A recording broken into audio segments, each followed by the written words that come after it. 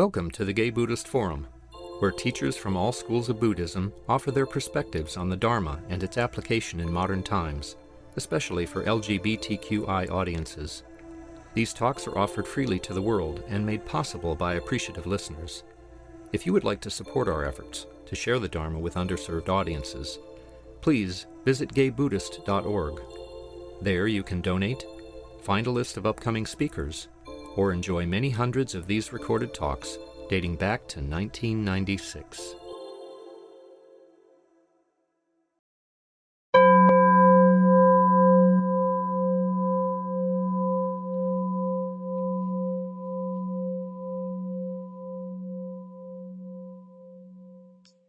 Welcome back. At this time, I'll introduce our teacher for today, Tim Wicks.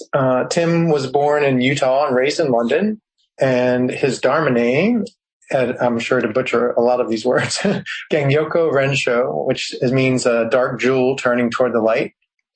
Tim studied fine art at San Francisco State University and received his MFA with distinction from California College of Arts and Crafts. He studied for 4 years with Spirit Rock teacher Eugene Cash and was a steering committee member of the Insight Meditation community of San Francisco. Impressed with Mahayana Buddhism and the bodhisattva ideal, he studied with Michael Wenger and received lay ordination in 2006. He trained in the sewing of Buddha's robe with Zenkei Blanche Hartman since 2007 and now teaches sewing at City Center. Tim received his priest ordination from Michael Wenger in 2013 and has completed Shogaku Priest Ongoing Training program. He is now a student of Rinso Ed Sattizahn. So welcome, Tim, and go ahead. Thank you so much, and thank you for inviting me today. The title of this talk is Don't Waste a Good Crisis. And I would like you all to join me, if you're comfortable doing so, in bowing to each other. We say in Zen, which is where my primary practice is, as Gracia mentioned, San Francisco Zen Center, we say doubt is one hand and faith is the other, and we put them together and we bow.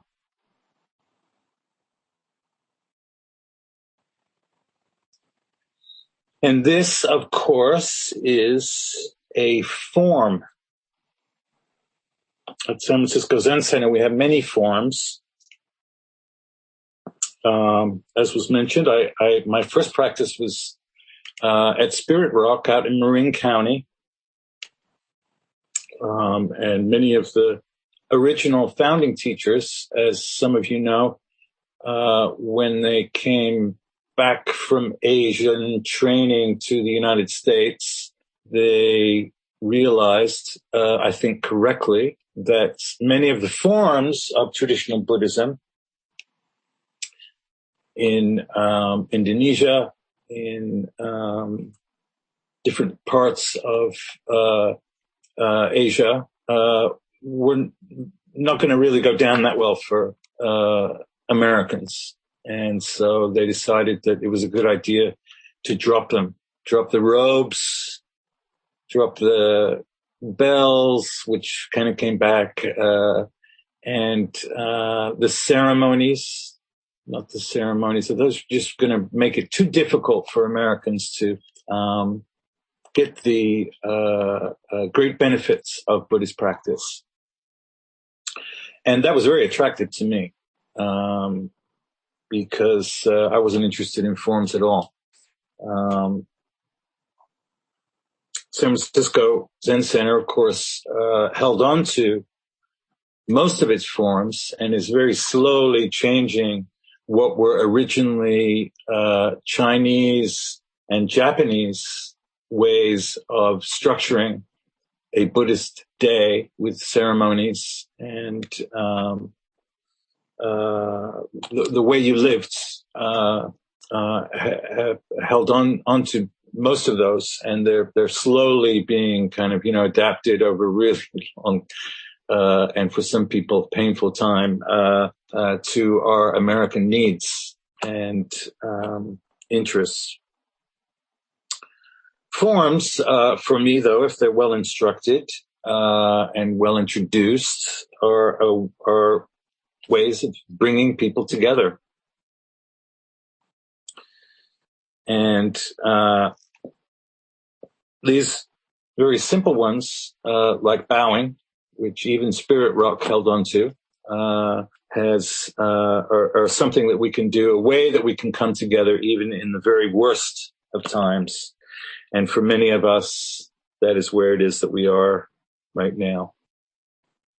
Racism, once again, is coming to the forefront of all of our lives, and is something that we are once again trying to understand and make a little bit of progress on if we can. Our whole culture here is based on genocide and the theft of land. And we have to look at that again in a new context now. The pandemic, of course, we don't know when it's going to end. We keep thinking that the end of it is somewhere just around the corner, and that doesn't seem to be the case. Hasn't been the case so far. I'm still thinking it's right around the corner here, and we might be able to meet together soon, rather than on Zoom, which itself is a form which we've adapted. Learning how to get on Zoom was very complicated for many of us in the beginning. And those of us who are used to sitting in Zen, we focus on sitting as a group together. And we haven't been able to do that for a long time. We're just able to have started meeting as a community in the Zendo, the meditation room at San Francisco Zen Center. But still, people who are not a part of that residential community are not able to come and join us yet. But it's been very interesting engaging in this form of Zoom for me. I've noticed as I've gone back to City Center and sitting with other people, and I understand you guys are going to be able to experience that probably pretty soon as well. More about that, I guess, during announcements. But it's been very interesting to see how it is that my awareness of others has been fine-tuned in this very special way. And I was spending some time with that as we were sitting here. How it is that I have a choice to either be in my room here, my office, with this computer on my own, or I can open up my consciousness to include all of you.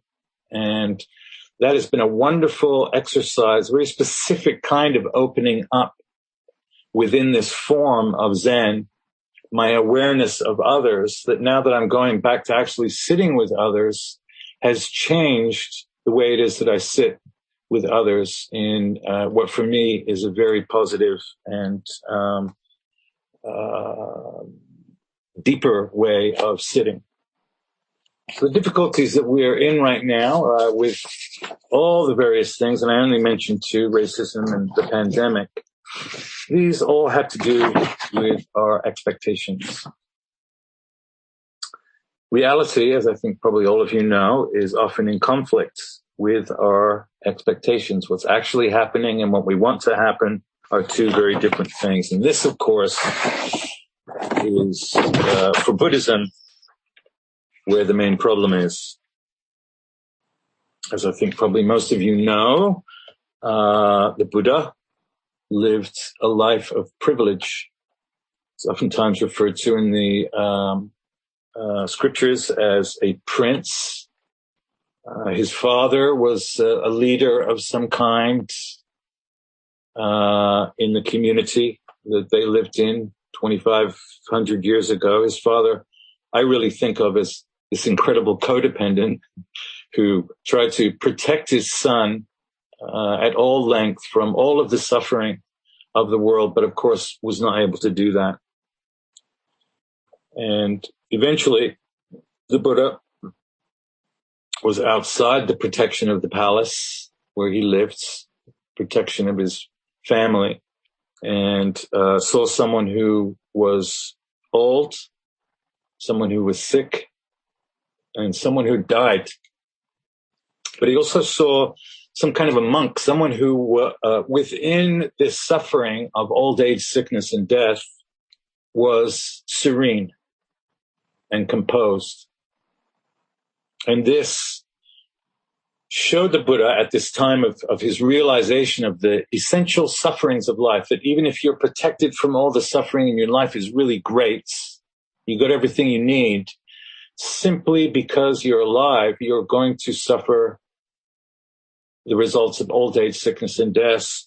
And he identified the essence of that suffering as our clinging to the opposites of old age, sickness, and death. We cling to youth. We cling to wellness, being healthy, and we cling to non-death, to being alive, which are expectations. Those clinging to all those opposites are bound to make us disappointed, to say the very least. And these are all still very true today. We spend so much of our time worrying about how old we are. I don't think there's a day that goes by where I don't have some kind of negative view of my age. Sickness, we're constantly being taught new ways of fending off all kinds of sickness. This is a very deep practice for us now during the pandemic. And of course, death. Despite many practices around death and criticisms of the death and dying industry that have created new industries of helping us somehow cope with it, it still is an obsession that we're conditioned with right now, fending off death as best as we possibly can. So this clinging, this grasping, as the Buddha called it, grasping to youth, grasping to wellness, grasping to non-death living. These are all in service of our expectations to stay well, to stay alive, and to stay young.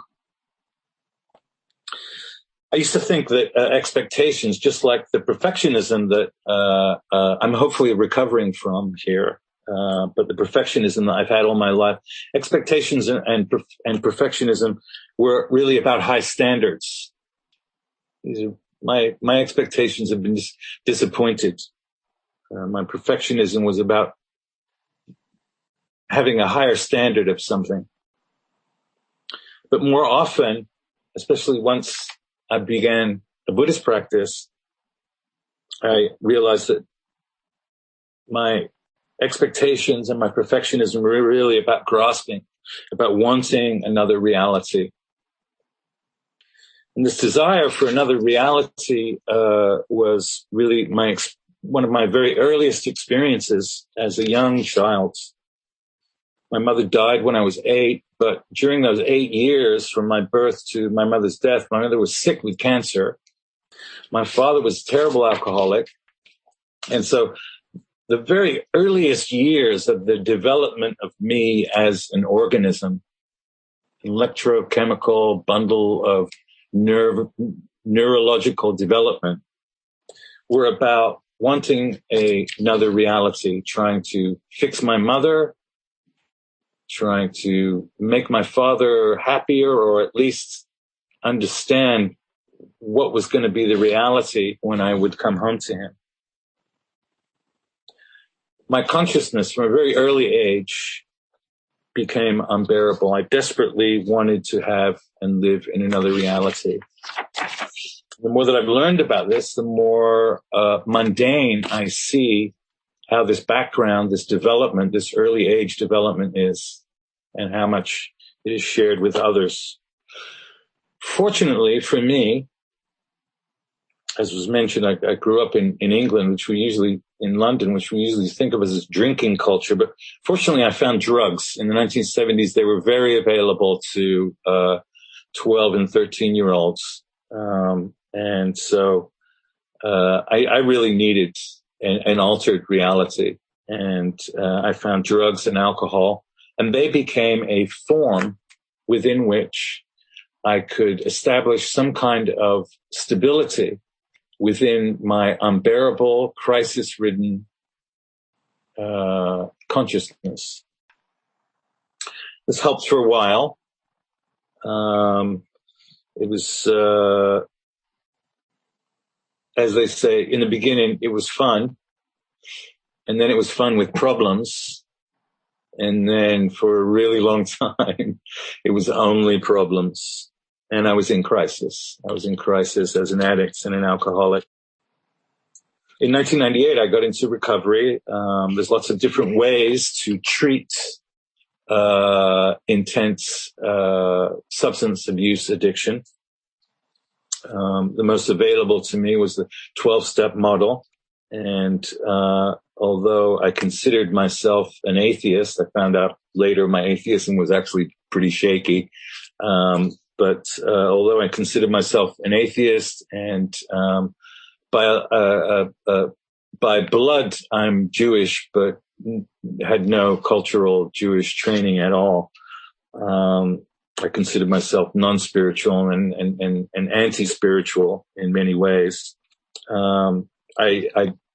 Because it was the most available treatment, I chose the 12 steps. And through those 12 steps, that's how it is that I came. By working those 12 steps, that's how it is that I became introduced to Buddhism. And when I came to Buddhism in the year 2000, 21 years ago, I was feral, to say the least, to put it politely. I was barbaric.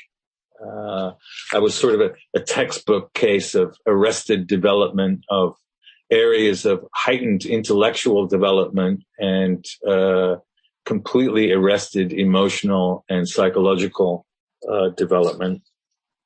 I was a mess. And the 12 steps are a basic structure for studying the human being in extreme crisis. And we use that understanding as a starting point for becoming a whole human being. So the 12 steps are a form, another form of organizing. They're a form of beginning the process. If you're an addict, then one of the essential characteristics of addiction is isolation, complete and thorough isolation, and immersion in shame. And you work with a sponsor. You work with another person whose only qualifications are that they are further along. They've got a little bit more time than you do.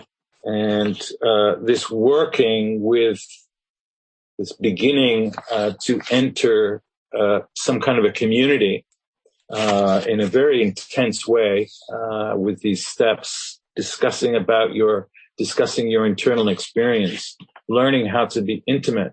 For many addicts, having never had an intimate relationship in their life, this process, this form, the results of this form of working the steps with a sponsor become insight and an investigation into the conflict with reality that addiction is, of desperately wanting to have another reality. On this side of addiction, the side that I'm on right now, not having had a drink or any drugs for over 2 decades now, I feel very fortunate to actually be an addict only because there's a treatment for it. And being in the United States in the 21st century, addiction is everywhere. This is an addictive culture. You just need to breathe the air here to see how it is that we are constantly, there's this constant attempt to indoctrinate us with addiction of all different forms. But I feel fortunate because of this form of treatment for addiction, which in many ways I see as like an introduction to Buddhism.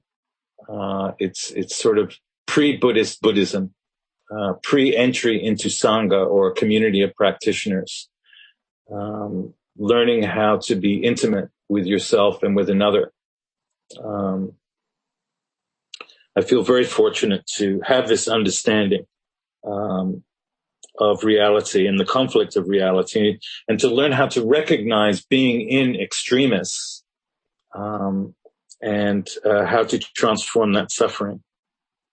How to learn how to see things as they are and be in acceptance of things as they are. So we all just sat together for 30 minutes as Buddhists. We stay put. No matter what arises, we sit, we stay. And what happens when we sit, when we stay, when we do this together? What happens is we see that everything changes. When investigating our conflict with reality, we are investigating resentment, fear, anger, agitation, irritation, boredom. And especially with the stronger experiences that we have with anger, with fear, we see that the intensity of them changes just by staying. I can be very angry one moment at a memory of something or a recognition of something. And the intensity of that anger can completely disappear just moments later.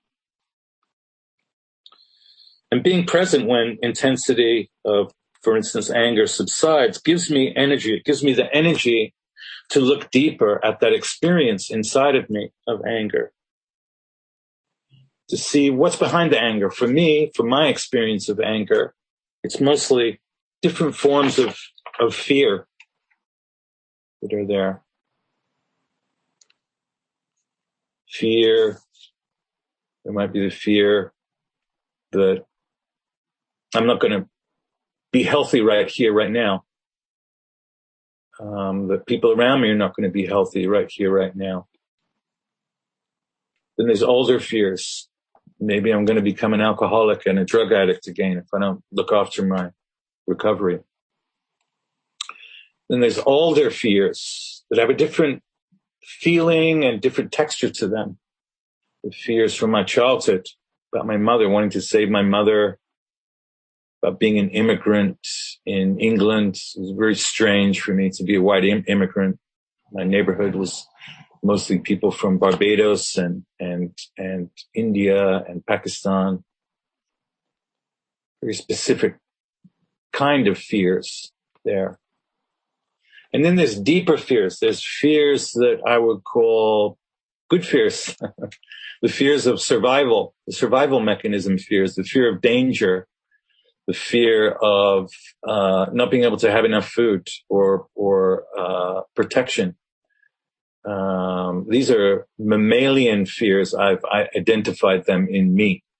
They are the fears that come from being a mammal and that have served us as a species to become so successful as a species on this planet that we're killing ourselves.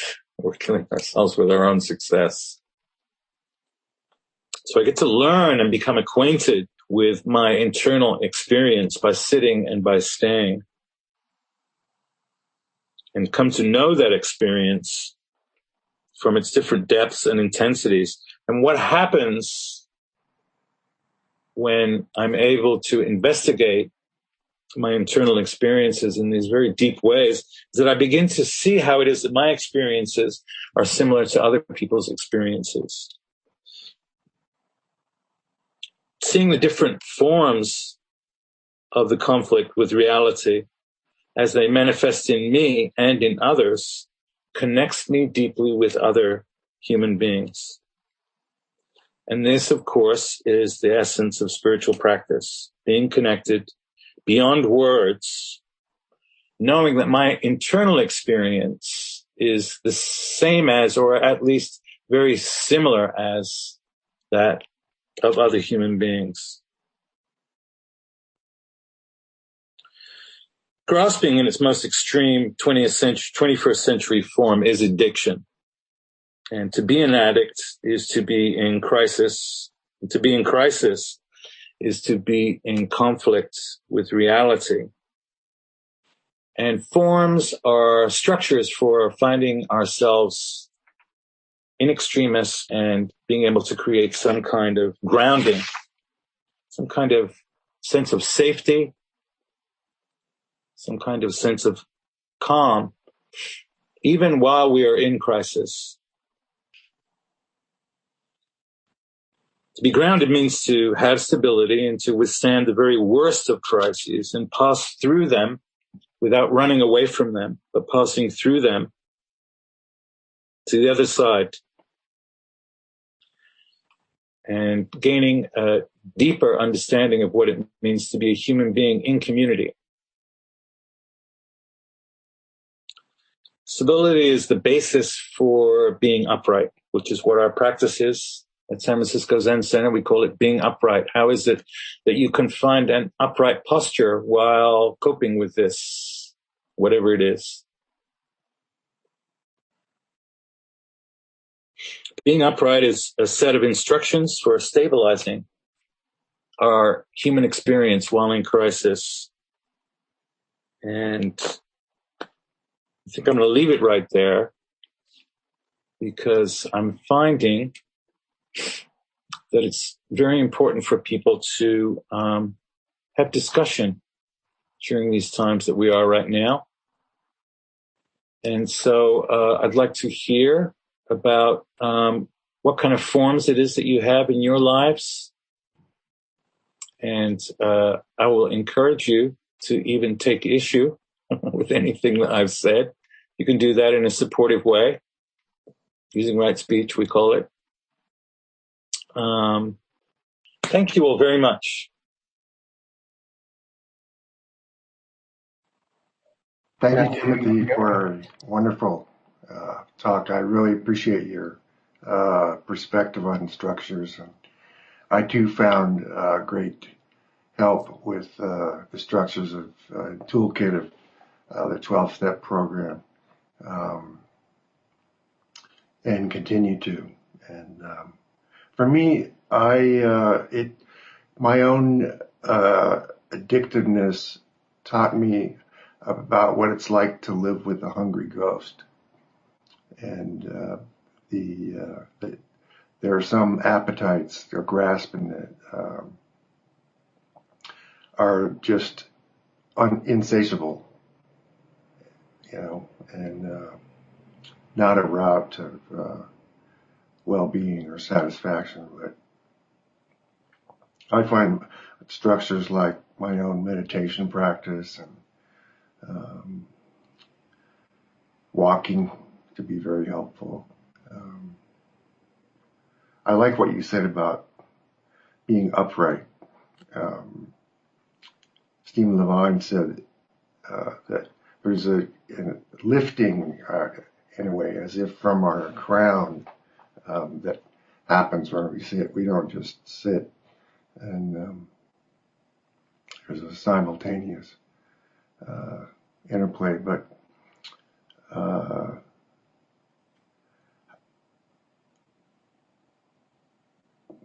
that's it. I'm kind of speechless. I really appreciate you being here. Thank you.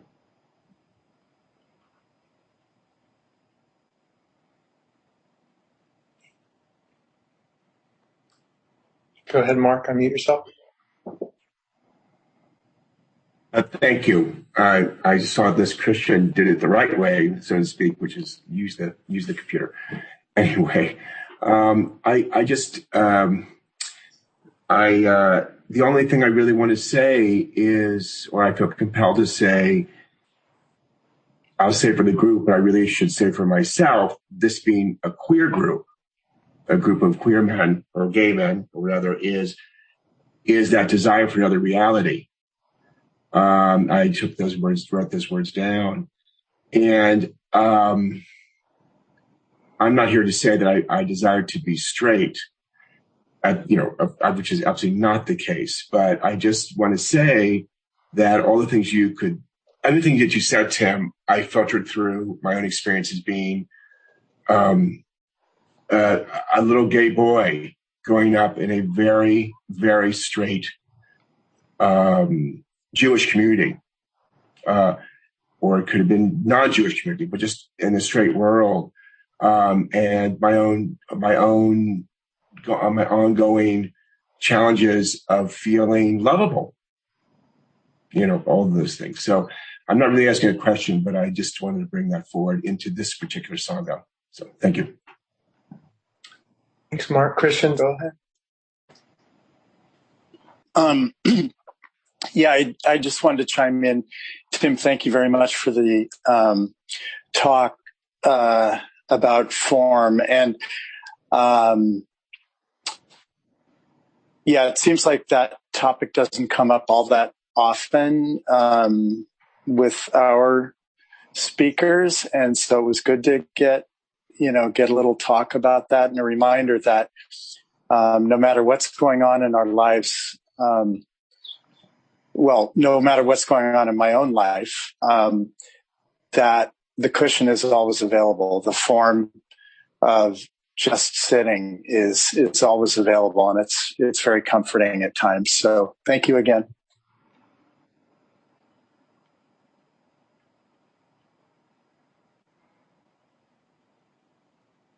I'll take a turn, Tim. It's Grisha, and thank you for your talk. I really connected to a lot of it. I also am a 12-step, a member of 3 12-step programs, and I found the 12 steps as a spiritual practice have really changed my life. And I too had trouble with the God concept in the 12 steps, and someone once said that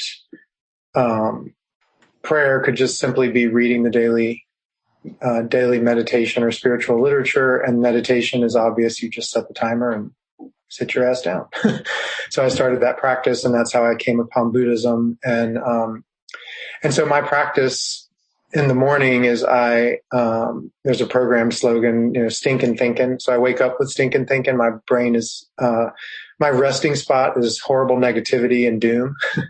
And so I perfume my mind by reading, different Buddhist literature. I read it from about 7 or 8 different Buddhist teachers, one a day. And I also send it out by text to some friends, and we kind of connect that way.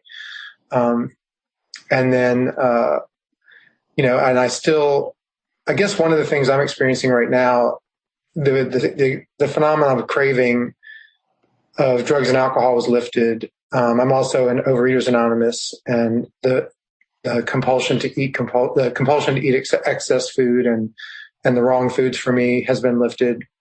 What I'm experiencing right now is craving for sex and physical relationship as I'm aging. Part of my story was I was morbidly obese until I was 30, and I didn't have a lot of sex. And I also grew up right in the middle of the AIDS crisis, so I was afraid of sex, and sex equaled death at that time. And so once I lost 100 pounds and found myself in a normal sized body, and I started, I dated 90 men in 90 days. I started having a lot of sex, and what I experience is it's never enough, and I don't.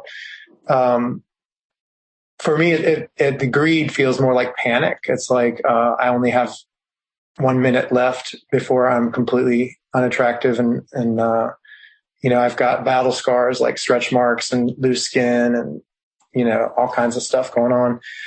So that's what's happening right now, and I appreciate that at any time I can just pause and meditate, or meditate and destroy, as they say in Dharma punks. That greed, that like, don't worry, it's not real. It's just a craving. It's not what you really want necessarily. So, just really appreciate your talk, and thanks for listening to mine. Jim, did your hand up go next? Yeah. Yes, Tim, thank you very much. Yes, and I salute the heroism with which you have traveled your young life. This thing about grasping, I recently told my doctor that I said, I think I'm addicted to salty crackers. He said, no, you just have good taste. And but also recently a friend died, and some of us were taking things from his apartment, none of which I needed, but I liked them. They reminded me of him. So now I have all this stuff in my apartment that I don't have room for. And it's just absurd. So I'm really having to look at my delight in nice things and nice images and, nice objects that interest me. And I know I could live in a very simple Zen home, but I don't.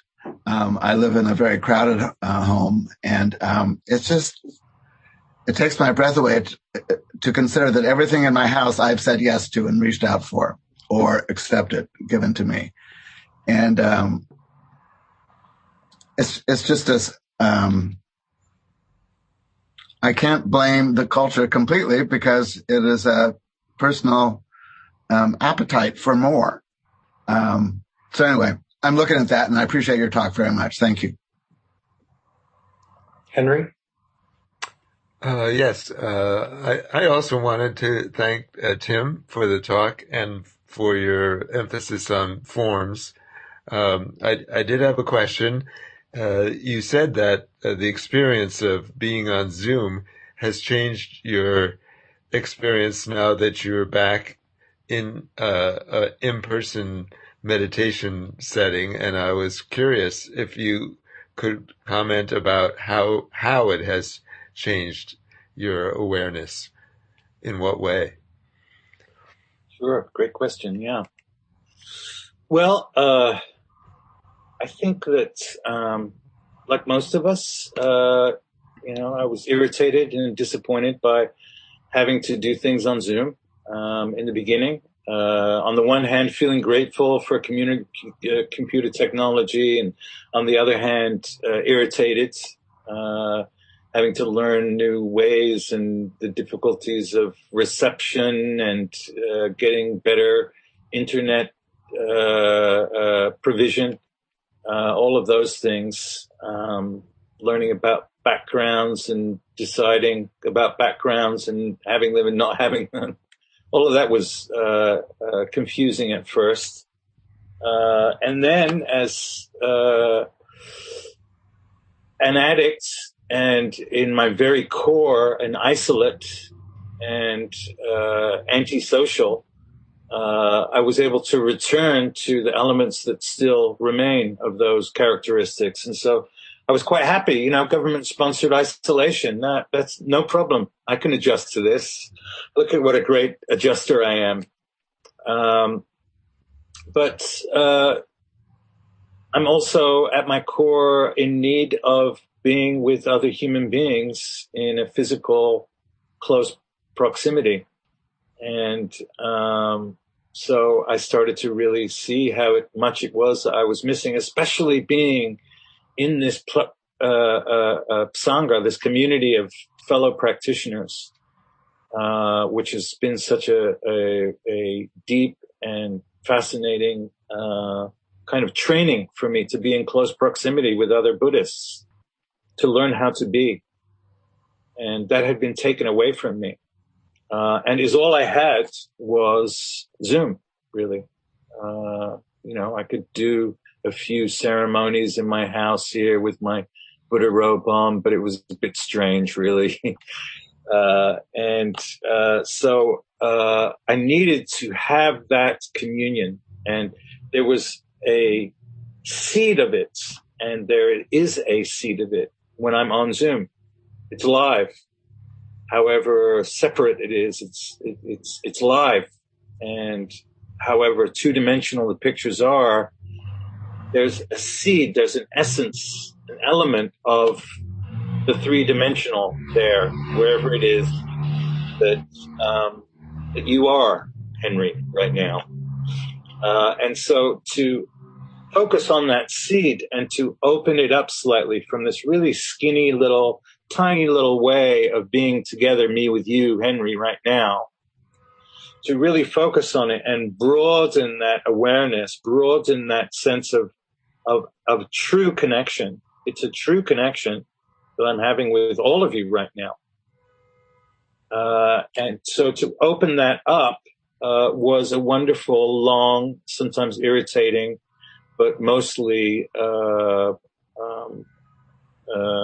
productive practice of actually gaining some kind of opening in connectivity with other human beings. As we got closer at San Francisco Zen Center to beginning to have just the residents there, 80 residents who actually live at City Center, to begin to start coming down to the Zendo instead of sitting in their own rooms, what I noticed was I was going to be next as a non-resident practice leader. I was going to be the next person to be able to come into a congregant residential community, which are under the most strictest restrictions. You have to protect the sort of the most vulnerable among you. So people with multiple risk factors, no one can come in until those people can be saved. And as that started to approach slowly, and there were a couple of false starts, and I'm beginning to grow this narrow pathway to connectivity with the community of practitioners based only on my experience on Zoom, I noticed the old kind of, antisocial, isolate, drug addicts, trained Buddhists starting to come up again. And I start having some anxiety about being with other people again. So there's this one, on the one hand, the desire, I want to be with people again. And on the other hand, I don't really want to be with people again. And how's it going to go? And who am I going to be? I'm different now. They're different. Is it safe?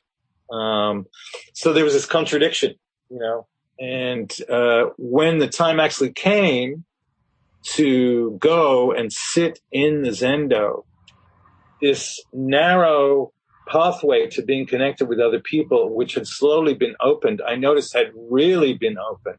And it was, at first, of course, it was very emotional for me. And I actually shed some tears, which you were invited to do in the Zendo at San Francisco Zen Center, but I hadn't done in years. And now I really notice it when I'm going in there and I'm with other people. We've had a couple of ceremonies now that are that are accessible for me, for my internal spiritual experience, in ways that are very deep and were previously inexperienced. A very long answer to your beautiful question. But I suggest to people to continue trying to open this experience of being on Zoom and saying to yourself, in 12-step work, we say, fake it until you make it. I hated that in the beginning, but I had to pretend that it was okay to be sober. And eventually it was. And so I'm faking it. I ask people to fake it with Zoom. Pretend you're really with someone. Even if you're skeptical about it and you're blowing it off and saying this is bullshit, it's just technology, it's not really helpful, we're separate, I'm really upset. Pretend we're actually with other people. And it becomes reality because we really are. We really are together right now. So I hope that's helpful. That was a really long, I didn't mean to go off, but it's been fascinating for me. It really has. And this comes from just the simple form of meditation and growing in our Zen. We're trained in Zen to go from the breath to the entire universe, to have awareness of just the breath, to awareness of the entire universe throughout all space and time. So I can't say that I've ever been done, but I'm fascinated with the idea. And this experience in this pandemic with this technology has been very helpful in that training. What a great question. Thank you. I think we're nearly out of time, aren't we? Yeah, this is the time we start to wrap up and ask for announcements. So thank you very much. And the retreat is coming up. I don't know if anybody has a special announcement about that. It was changed over to a day long on November 13th. And then please consider dana. It's the Pali word for generosity. And so when you donate, you help GBF produce newsletters that go out to incarcerated Buddhists and gay Buddhists. And we use the funds to pay our rent at the Zen Center, at the San Francisco Zen Center, Buddhist Center, sorry, not the Zen Center. And anyway, announcements. Who has the big announcement? I have one. Yes, sir. Yeah. On Tuesday, Jeff and I went to the Bartlett Street San Francisco Zen Center, and it was wonderful to walk into that space again. And we set out chairs and zafus and different things to space to see how many people we could space safely. And we were very comfortable that we can do that, and for a masked crowd. And so next week we're going to be resume meditating at Bartlett Street. We will have a Zoom capacity for people who are not able to attend in person. But it could be. We meditated a little bit when we first got there, and the room is quite hallowed, and it's a wonderful place to meditate together. And I look forward to doing so with you next week. I just want to add that we are asking people to be vaccinated. Oh, yeah. Grisha, where's the one-day retreat going to be held? I think it's still TBD. Does anyone know? Richard, you know? I think since things are changing, I haven't spoken to my co-facilitators, but I think we'll do it at Bartlett Street. I have to consult with Steve, but I'm pretty sure he's amenable. So as soon as I get that squared away, I'll let everybody know. But I'm guessing that's what's going to happen. And will final notice go out? I'm assuming on our listserv. So is everyone signed up for the GBF listserv, the Google group or Gmail group? I guess I do have a question. Is there a number? How many people can we accommodate? Because you have people showing up and there's not enough room for everybody. Like, how have you come up with a number? And how are you going to deal with the idea that you have 30 spaces and 40 people show up? I think we're in good shape. You think so? Good. Excellent. Okay. Any other announcements? And next week, if you are not currently on the distribution list to get announcements, that's our Google group, and we also post similar announcements onto our Facebook page, both of which are linked from our website, so you can find those and sign up if you're not already. Thank you. And next week it will be small group discussions. There is not a teacher for next week. All right. And then, Tim, do you have a dedication of merit, or would you like to use or would you like us to do ours? I have one, and I would like you to do yours. Oh, okay. Please. Yes. All right. By the power and truth of this practice, may all beings have happiness and the causes of happiness. May all be free from sorrow and the causes of sorrow. May all never be separated from the sacred happiness which is without sorrow. And may all live in equanimity, without too much attachment or too much aversion, believing in the equality of all that lives. Thanks, Grisha. Thanks, Tim. Beautiful. Thank you so much. Thank you, everyone. Thank you. Yeah. Goodbye. Thanks, everyone. Have a good week, everybody. Thank you.